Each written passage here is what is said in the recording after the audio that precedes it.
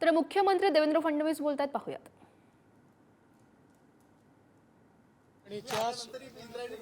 इंद्रायणीच्या स्वच्छतेचं काम चाललं आहे। आपण सगळ्यांनी लक्षात घेतलं पाहिजे की इंद्रायणीची स्वच्छता हा एका दिवसाचा कार्यक्रम नाही आहे। जवळजवळ सगळ्या शहरांचं, गावांचं आणि उद्योगाचं पाणी हे त्या ठिकाणी जातं। ते सगळं कॅच करून, ते सगळं शुद्ध करून आपल्याला शुद्ध पाणी इंद्रायणीत सोडायचं आहे। त्याचा कार्यक्रम आपण सुरू केलेला आहे, मागेच लॉन्च केलेला आहे।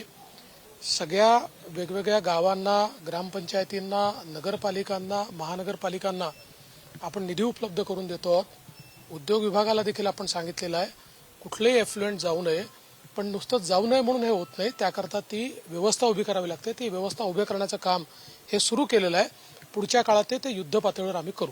देवस्थानचं काम खरं तर गडकरींच्या हस्ते सुरू झालं होतं, म्हणजे तिथलं भूमिपूजन झालं, मात्र आजही ते काम चालू झालेलं नाहीये। केंद्राच्या आणि राज्याच्या याच्यामध्ये निधी अडकल्याचं नाही, निधी कुठेही अडकलेला वगैरे नाही आहे। त्याच्या काही प्रोसेसेस असतात, त्या प्रोसेसेस चाललेल्या आहेत। टप्प्याटप्प्यानं हे काम देखील पूर्ण होईल।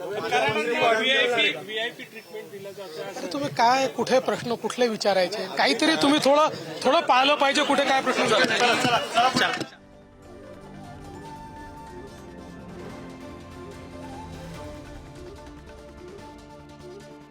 Thank you.